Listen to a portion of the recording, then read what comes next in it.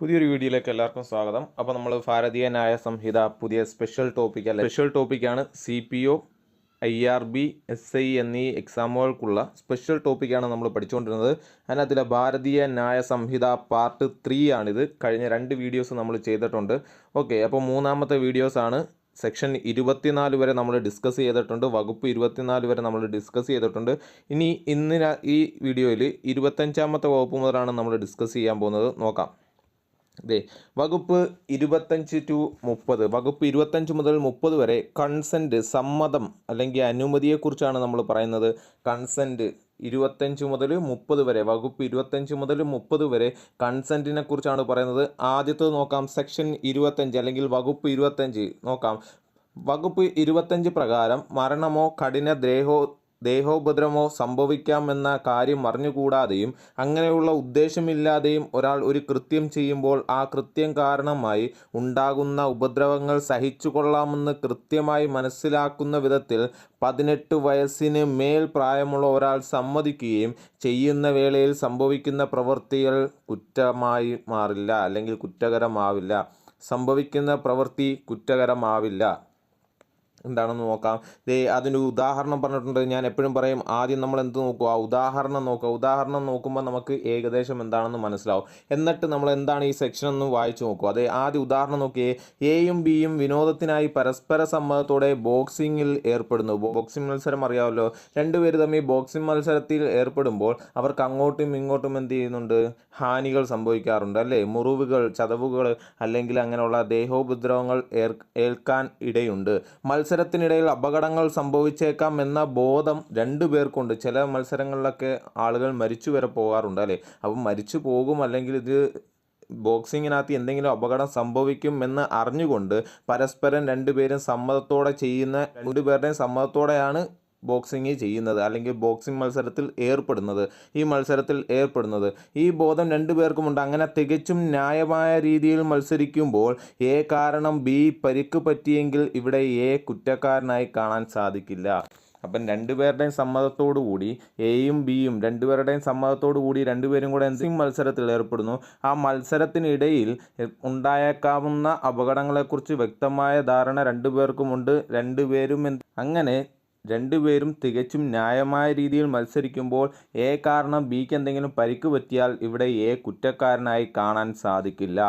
ഈ കാര്യമാണ് സെക്ഷൻ 25 പറഞ്ഞിരിക്കുന്നത്. എന്ന് വെച്ചാൽ നമ്മുടെ സമ്മതപ്രകാരം അല്ലെങ്കിൽ പരസ്പര സമ്മതപ്രകാരം എന്തെങ്കിലും ഒരു കാര്യങ്ങളിൽ ഏർപ്പെടുമ്പോൾ ഉണ്ടായേക്കാവുന്ന അപകടങ്ങളിൽ അല്ലെങ്കിൽ ഉണ്ടായിപ്പോകുന്ന അപകടങ്ങളിൽ മറ്റേ ആൾക്ക് പങ്കില്ല. എന്താണ് പറഞ്ഞിരിക്കുന്നത്. എയും ബിയുടെയും കൂടെ സമ്മതപ്രകാരം രണ്ടുപേരും കൂടെ ഒരു ബോക്സിംഗ് മത്സരത്തിൽ ഏർപ്പെടുന്നു. അതിൽ എ കാരണം ബിക്ക് എന്തെങ്കിലും അപകടം ഉണ്ടായിക്കഴിഞ്ഞാൽ അതിൽ എ കുറ്റക്കാരനല്ല എന്നാണ് പറഞ്ഞിരിക്കുന്നത്. മനസ്സിലായോ? അടുത്തതായി നോക്കിയേ. വകുപ്പ് 25 ബന്ധപ്പെട്ടിരിക്കുന്ന നിയമ തത്വമാണ് വോളണ്ടറി നോൺ ഫിറ്റ് ഇഞ്ചുറി. ഇത് പഠിച്ചു വെച്ചേക്കണം. വകുപ്പ് 25 ബന്ധപ്പെട്ടിരിക്കുകയാണ് വോളണ്ടറി നോൺ ഫിറ്റ് ഇഞ്ചുറി. ഇതിനകത്ത് to a willing person it is not a wrong എന്നാണ് പറഞ്ഞേക്കുന്നത്. To a willing person it is not a wrong എന്നാണ് ഈ ലാറ്റിൻ വാക്കിൻ്റെ അർത്ഥം. അപ്പോൾ വോളണ്ടറി നോൺ ഫിറ്റ് ഇഞ്ചുറി എന്ന ലാറ്റിൻ വാക്ക്, ഇതൊരു ലാറ്റിൻ വാക്കാണ്. ഈ ലാറ്റിൻ വാക്കെന്ന് പറയുന്നത് എന്താണ് ഈ ലാറ്റിൻ വാക്കിൻ്റെ അർത്ഥം? To a willing person it is not a wrong എന്നുള്ളതാണ്. ഇതെന്തുമായി ബന്ധപ്പെട്ടിരിക്കുന്നു? ഈ നിയമതത്വം എന്തുമായി ബന്ധപ്പെട്ടിരിക്കുന്നു? വകുപ്പ് 25 ബന്ധപ്പെട്ടിരിക്കുന്നു. പഠിച്ചു വെച്ചേക്കുക. വാദിക്ക് അപകടസാധ്യതയെക്കുറിച്ച് അറിവുണ്ട്. അപകടസാധ്യതയെക്കുറിച്ച് അറിവുള്ള വാദി സ്വമേധയാ ദോഷം സഹിക്കാൻ സമ്മതിക്കുന്നു എന്നിവ ഇതിൻ്റെ പ്രധാന ഘടകങ്ങളാണ്.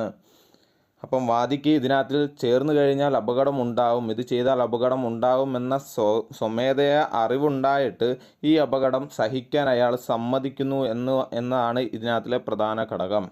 അപ്പം ആദ്യത്തെ മനസ്സിലായല്ലോ, വകുപ്പ് 25 മനസ്സിലായല്ലോ. അടുത്ത നോക്കിയേ, വകുപ്പ് 26. ഇത് 25 മുതൽ 30 വരെ പരസ്പരം ബന്ധപ്പെട്ടിരിക്കുന്നതാണ്. അപ്പോൾ അത് അങ്ങനെ തന്നെ മനസ്സിലാക്കി പഠിക്കണം. അപ്പോൾ 25 എന്ന് വെച്ചാൽ സ്വമേധയാ നമ്മൾ സമ്മതം കൊടുക്കുന്നു. 26 നോക്കിയേ. വകുപ്പ് 26 മരണം സംഭവിക്കണമെന്ന ഉദ്ദേശമില്ലാതെ ഒരാളുടെ ഗുണത്തിനു വേണ്ടി അയാളുടെ സമ്മതപ്രകാരം ഉത്തമ ബോധ്യത്തോടെ കൂടി ചെയ്യുന്ന പ്രവൃത്തിയെക്കുറിച്ചാണ് പ്രതിപാദിക്കുന്നത്.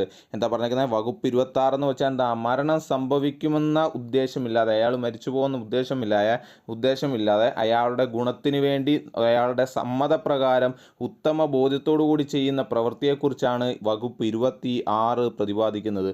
എന്താണെന്ന് നോക്കാം.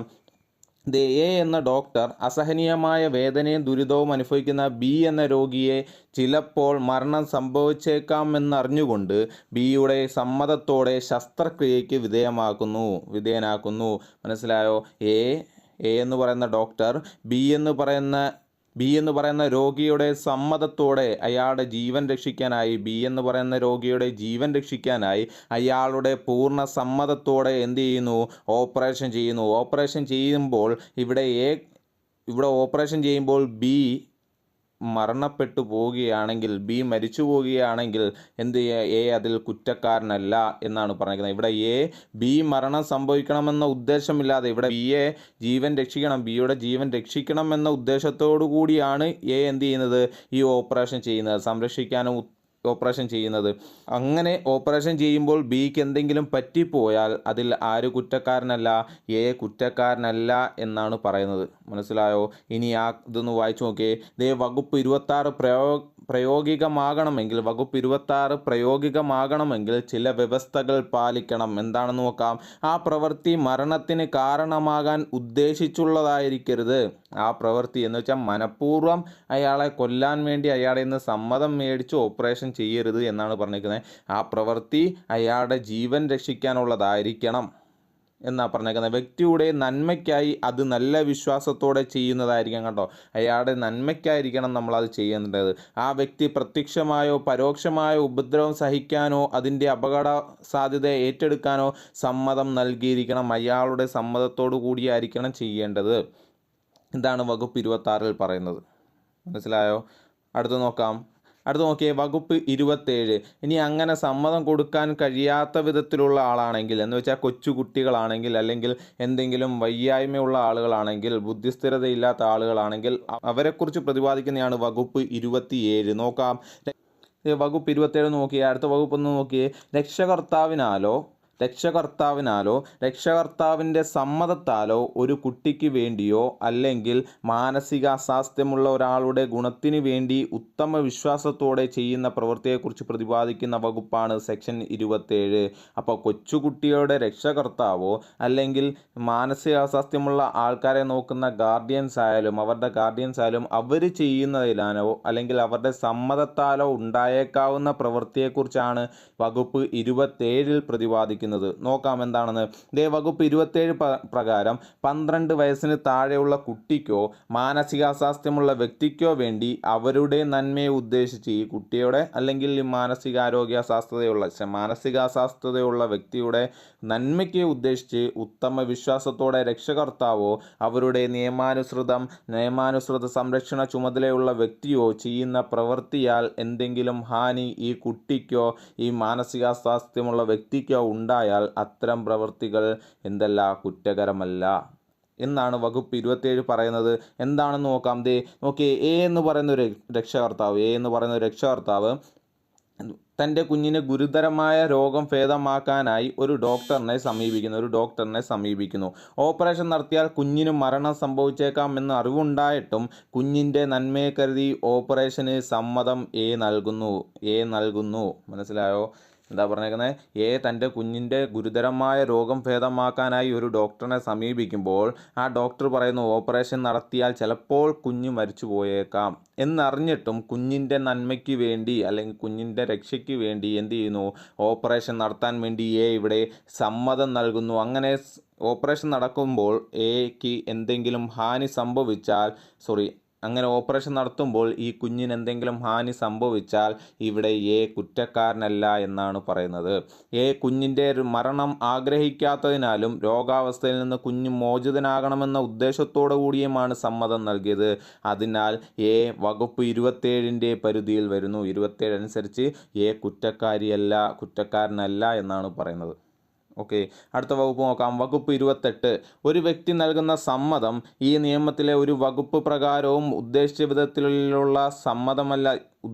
വിധത്തിലുള്ള സമ്മതമല്ലാതാകുന്ന സാഹചര്യങ്ങളെക്കുറിച്ചാണ് വ്യക്തമാക്കുന്നതാണ് വകുപ്പ് 28. ഒരാൾ നൽകുന്ന സമ്മതം ഭയം കൊണ്ടോ തെറ്റിദ്ധാരണ കൊണ്ടോ ആണെങ്കിലുള്ള കാര്യങ്ങളാണ് ഈ വകുപ്പിൽ വിശദീകരിക്കുന്നത്. നമ്മളിവിടെ സമ്മതം മേടിക്കുന്ന കാര്യങ്ങളെക്കുറിച്ച് പറഞ്ഞു അല്ലേ. ഈ സമ്മതം നൽകുമ്പോൾ അയാളെ ഭീഷണിപ്പെടുത്തിയോ അല്ലെങ്കിൽ തെറ്റിദ്ധാരണ മുഖേനയോ ആണ് ഈ സമ്മതം നൽകുന്നതെങ്കിൽ അതിനെക്കുറിച്ചാണ് ഈ വകുപ്പിൽ പറയുന്നത്.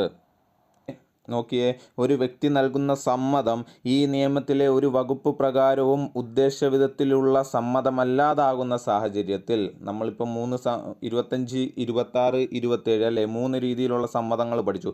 ഈ സമ്മതങ്ങളൊന്നും അല്ലാത്ത രീതിയിലാണ് ഒരു വ്യക്തി സമ്മതം നൽകുന്നതെങ്കിൽ എങ്ങനെയാണ്? ഒരാൾ നൽകുന്ന സമ്മതം ഭയം കൊണ്ടോ അല്ലെങ്കിൽ തെറ്റിദ്ധാരണ കൊണ്ടോ ആണെങ്കിൽ ഉള്ള കാര്യങ്ങളാണ് ഈ വകുപ്പിൽ വിശദമാക്കുന്നത്. നോക്കാം എന്തൊക്കെയാണെന്ന്. വകുപ്പ് 28 പ്രകാരം ചുവടെ കൊടുത്തവ സമ്മതം എന്നതിൻ്റെ പരിധിയിൽ വരികയില്ല. ചുവടെ കൊടുക്കുന്നത് സമ്മതമായിട്ട് നമ്മൾ എന്ത് ചെയ്യുന്നില്ല, പരിഗണിക്കത്തില്ല. ഏതൊക്കെയാണെന്ന് നോക്കാം. ഒരു വ്യക്തിയാൽ ഉപദ്രവം ഉണ്ടാകുമെന്ന ഭയം കാരണമോ വസ്തുതയെക്കുറിച്ചുള്ള തെറ്റിദ്ധാരണ കാരണമോ ഒരാൾ സമ്മതം നൽകുകയും ആ പ്രവൃത്തി ചെയ്യുന്ന ആൾക്ക് ആ സമ്മതം അപ്രകാരമുള്ള ഭയം കാരണമോ തെറ്റിദ്ധാരണ കാരണമോ നൽകിയതാണെന്ന് അറിഞ്ഞിരിക്കുകയും ചെയ്യുന്ന സന്ദർഭത്തിൽ അത് സമ്മതമായി നമ്മൾ പരിഗണിക്കില്ല എന്നാണ് പറഞ്ഞിരിക്കുന്നത്. എന്താ പറഞ്ഞാൽ, ഒരു വ്യക്തിയാൽ ഉപദ്രവം ഉണ്ടാകുമെന്ന ഭയത്താലോ എന്ന് വെച്ചാൽ എന്തെങ്കിലും ഉപദ്രവം ആരെങ്കിലും നമ്മളെ ഭീഷണിപ്പെടുത്തി സമ്മതം നൽകുകയോ അല്ലെങ്കിൽ തെറ്റിദ്ധാരണ മുഖേന നമ്മൾ സമ്മതം നൽകുകയോ ചെയ്യുന്നു. ഇങ്ങനെ സമ്മതം നൽകുന്നത്, ഇപ്പോൾ ഓപ്പറേഷന് നമ്മൾ സമ്മതം നൽകിയത് മറ്റൊരാളുടെ ഭീഷണി കാരണമാണെന്ന് ഡോക്ടർക്കും അറിയാമെങ്കിൽ, ഡോക്ടർക്കും എന്ത് ചെയ്യാം, ഇത് മറ്റാരോ ഭീഷണിപ്പെടുത്തി പറയിപ്പിച്ചതാണെന്ന് ഡോക്ടർക്കും അറിയാമെങ്കിൽ ഇത് സമ്മതം എന്നതിൻ്റെ പരിധിയിൽ വരില്ല എന്നാണ് പറഞ്ഞിരിക്കുന്നത്. അടുത്ത, ലഹരിക്ക് അടിമയായതുകൊണ്ടോ ചിത്തഭ്രമത്താലോ സമ്മതം നൽകുന്ന വ്യക്തിക്ക് കാര്യത്തിൻ്റെ സ്വഭാവമോ അനന്തരഫലമോ മനസ്സിലാക്കാൻ സാധിക്കാത്ത സന്ദർഭത്തിൽ, അല്ലേ, ഇത് ചെയ്താലുള്ള അല്ലെങ്കിൽ ഇതിനു ശേഷമുള്ള അനന്തരഫലങ്ങൾ എന്തൊക്കെയാണ്, അല്ലെങ്കിൽ ഇത് ചെയ്താലുള്ള ദോഷം എന്താണ് മനസ്സിലാക്കാൻ കഴിയില്ലാത്ത ലഹരിക്ക് അടിമയായതുകൊണ്ടോ ചിത്രഭ്രമം ഉള്ളതോ ആയ വ്യക്തിക്ക് അല്ലെങ്കിൽ വ്യക്തികൾ നൽകുന്ന സമ്മതം നമ്മൾ പരിഗണിക്കാൻ കഴിയില്ല. അടുത്ത, 12 വയസ്സിന് താഴെയുള്ള കുട്ടി സമ്മതം നൽകുന്ന സന്ദർഭങ്ങൾ. 12 വയസ്സിന് താഴെയുള്ള കുട്ടിയുടെ സമ്മതം നമ്മൾ പരിഗണിക്കില്ല. ഇതാണ് പറയുന്നത്. ഓക്കെ, അടുത്ത നോക്കിയാൽ സെക്ഷൻ 29. ഓക്കെ, സംഭവിക്കപ്പെട്ട ഉപദ്രവം കൂടാതെ അവ തന്നെ കുറ്റങ്ങൾ ആകുന്ന പ്രവൃത്തിയുടെ ഒഴിവാക്കലുകളെ സംബന്ധിച്ച് പ്രതിപാദിക്കുന്നതാണ് വകുപ്പ് 29. മനസ്സിലായില്ലല്ലോ. ഇതേ നോക്കാം, എന്താണ് വകുപ്പ് 29 നമ്മൾ വ്യക്തമായിട്ട് പറയുന്നുണ്ട്. നമ്മുടെ രാജ്യത്തെ നിയമവ്യവസ്ഥ പ്രകാരം ഒരു സ്ത്രീയുടെ ജീവൻ രക്ഷിക്കാനുള്ള ഉത്തമ വിശ്വാസത്തോടെ ചെയ്യുന്നതല്ലാതെ എന്ന് വെച്ചാൽ സ്ത്രീയുടെ ജീവൻ രക്ഷിക്കാൻ വേണ്ടി അല്ലാതെ ഗർഭചിത്രം നടത്തുന്നത് കുറ്റകരമാണ് എന്ന് വെച്ചാൽ ആ സ്ത്രീ മരണപ്പെട്ടു പോകും അല്ലെങ്കിൽ ആ സ്ത്രീയുടെ ജീവൻ രക്ഷിക്കാൻ വേണ്ടിയാണ് എന്നുണ്ടെങ്കിൽ മാത്രമേ ഗർഭചിത്രം ചെയ്യാൻ പാടുള്ളൂ. അല്ലാതെ നടത്തിക്കഴിഞ്ഞാൽ അത് കുറ്റകൃത്യമാകും. ഇത്തരമൊരു പ്രവൃത്തിക്ക് സ്ത്രീയുടെയോ രക്ഷകർത്താവിൻ്റെയോ സമ്മതം ഉണ്ടെങ്കിൽ പോലും അത് കുറ്റകൃത്യം തന്നെയാണ്. അപ്പം ഗർഭചിത്രം ചെയ്യാൻ അല്ലെങ്കിൽ ഈ ഓപ്പറേഷൻ ചെയ്യാൻ സ്ത്രീയുടെ സമ്മതമുണ്ട്, രക്ഷകർത്താവിൻ്റെ സമ്മതമുണ്ട് എന്ന് കരുതി നമുക്കത് ചെയ്യാൻ കഴിയില്ല. കാരണം അത് നിയമപരമായി കുറ്റമാണ്. അതാണ് വകുപ്പ് 29 പറയുന്നത്. സംഭവിക്കപ്പെട്ട ഉപദ്രവം കൂടാതെ അവ തന്നെ കുറ്റങ്ങളാകുന്ന പ്രവൃത്തിയുടെ ഒഴിവാക്കലുകളെ സംബന്ധിച്ച് പ്രതിപാദിക്കുന്നതാണ് വകുപ്പ് 29. ഇനി വേറൊരു കാര്യം കൂടെ പറയുന്നുണ്ട്. എന്താ? വകുപ്പ് 29 പ്രകാരം ഭാരതീയ ന്യായ സംഹിതയിലെ 25, 26, 27 വകുപ്പുകളുടെ പരിരക്ഷ സ്വതന്ത്രമായ കുറ്റകൃത്യങ്ങൾ ചെയ്യുന്ന പ്രവൃത്തികൾക്ക് നൽകുന്നതല്ല. 25, 26, 27 ഇത് സമ്മതത്തോടു കൂടി ചെയ്യണം എന്നാണല്ലോ പറഞ്ഞേക്കുന്നത്. ഇത് ഉപയോഗിച്ച് എന്ന് വെച്ചാൽ ഇത് ദുരുപയോഗം ചെയ്യരുത് എന്നാണ് പറഞ്ഞേക്കുന്നത്. ഏത് കൃത്യമാണോ സമ്മതം നൽകുന്ന വ്യക്തിക്കോ അല്ലെങ്കിൽ ആർക്കു വേണ്ടിയാണോ സമ്മതം നൽകുന്നത് അയാൾക്കോ ഉണ്ടാക്കിയേക്കാവുന്ന ഹാനിയെ ആശ്രയിക്കാതെ തന്നെ കുറ്റമാവുന്നത് അത്തരം കുറ്റങ്ങൾക്ക് 25, 26, 27 പ്രകാരം ഒഴിവാക്കലുകൾ ബാധകമാകുന്നതല്ല. ഓക്കെ, അടുത്ത് നോക്കാം. വകുപ്പ് 30 എന്താന്ന് നോക്കാം. വകുപ്പ് 30 ഒരാളുടെ നന്മയ്ക്ക് വേണ്ടി ഉത്തമ ബോധ്യത്തോടെയും സതുദ്ദേശത്തോടു കൂടിയും അയാളുടെ സമ്മതം കൂടാതെ ചെയ്യുന്ന പ്രവൃത്തികളെക്കുറിച്ചാണ് വകുപ്പ് 30 പറയുന്നത്. എന്താ പറഞ്ഞാൽ ഒരാളുടെ നന്മയ്ക്ക് വേണ്ടി നമുക്ക് ഉത്തമ ബോധ്യത്തോടെയും സതുദ്ദേശത്തോടു കൂടിയും നമ്മൾ ചെയ്യുന്ന ഒരു പ്രവൃത്തിയും അല്ലെങ്കിൽ ഒരാളുടെ നന്മയ്ക്ക് വേണ്ടി ഉത്തമ ബോധ്യത്തോടെയും സതുദ്ദേശത്തോടു കൂടിയും അയാളുടെ സമ്മതം കൂടാതെ ചെയ്യുന്ന പ്രവൃത്തിയെക്കുറിച്ചാണ് വകുപ്പ് 30 പറയുന്നത്. എന്താണെന്ന് നോക്കാം. ഇവിടെ ഒരു ഉദാഹരണം പറയുന്നുണ്ട്. എയ്ക്ക് പർവ്വതാരോഹണ വേളയിൽ മലമുകളിൽ നിന്നും താഴേക്ക് വീണ് ഗുരുതര പരിക്കേൽക്കുന്നു. അയാളെ പരിശോധിച്ച ഡോക്ടർ എയുടെ തലയ്ക്ക് ഒരു ശസ്ത്രക്രിയ അടിയന്തരമായി ചെയ്യണമെന്ന് മനസ്സിലാക്കുന്നു. എയുടെ ഗുണത്തിന് വേണ്ടി അയാളുടെ സമ്മതമില്ലാതെ തന്നെ എയെ വധിക്കണമെന്ന ദുരുദ്ദേശമില്ലാതെ ഡോക്ടർ ഓപ്പറേഷൻ നടത്തുന്നു. ഇവിടെ ഡോക്ടർ ഒരു കുറ്റവും ചെയ്തിട്ടില്ല. എന്താ പറഞ്ഞത്? എയ്ക്ക് എന്തെങ്കിലും ഒരു ആക്സിഡൻറ്റ് ഉണ്ടാകുന്നു.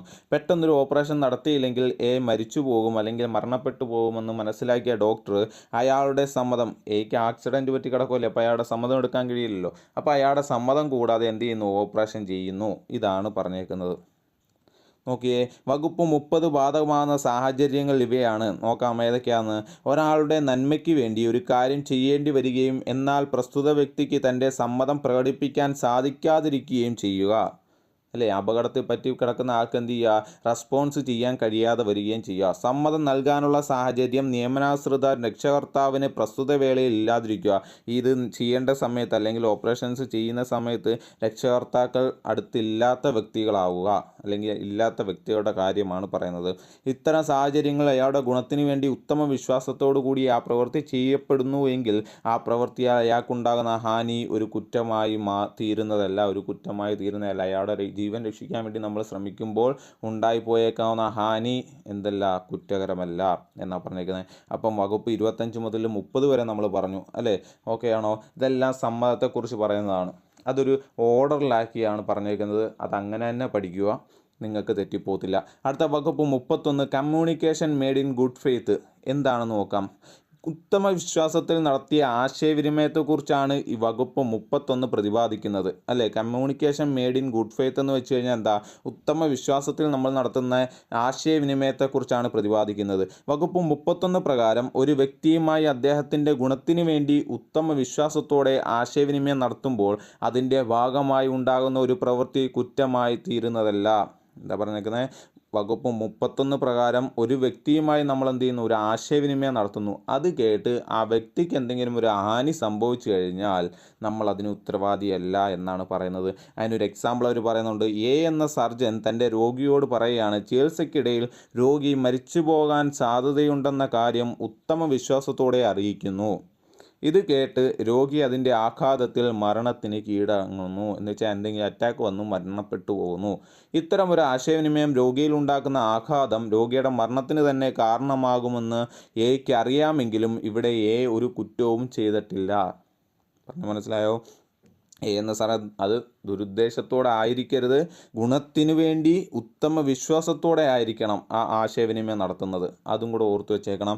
എ എന്ന സർജൻ തൻ്റെ രോഗിയോട് ചികിത്സയ്ക്കിടയിൽ രോഗി മരിച്ചു പോകാൻ സാധ്യതയുണ്ടെന്ന കാര്യം ഉത്തമ വിശ്വാസത്തോടെ അറിയിക്കുന്നു. ഇത് കേട്ട് രോഗി എന്ത് ചെയ്യുന്നു? അതിൻ്റെ ആഘാതത്തിൽ മരണപ്പെട്ടു പോവുകയാണെങ്കിൽ ഇവിടെ എ ഒരു കുറ്റവും ചെയ്തതായിട്ട് നമുക്ക് കണക്കാക്കാൻ കഴിയില്ല. ഇതാണ് പറഞ്ഞേക്കുന്നത്. അപ്പം 31 വരെ വകുപ്പ് 31 വരെ നമ്മൾ ഈ വീഡിയോ ഉൾപ്പെടുത്തിയിട്ടുണ്ട്. അതിൽ 25 മുതൽ 30 വരെ സമ്മതത്തെക്കുറിച്ച് പറയുകയാണ്. പല രീതിയിലുള്ള സമ്മതങ്ങൾ അല്ലേ? 25, 26, 27, 28, 29, 30 വരെ. അത് കഴിഞ്ഞ് 31 എന്ന് പറഞ്ഞാൽ communication made in good faith അല്ലേ? എന്താ പറയുക? ഉത്തമ വിശ്വാസത്തിൽ നടത്തിയ ആശയവിനിമയത്തെക്കുറിച്ചാണ് 31 പറയുന്നത്. അപ്പോൾ ഇത് കേൾക്കുക, ഇതിനകത്ത് നിന്ന് ചെറിയ നോട്ടായിട്ട് എഴുതിയെടുത്ത് പഠിക്കുക.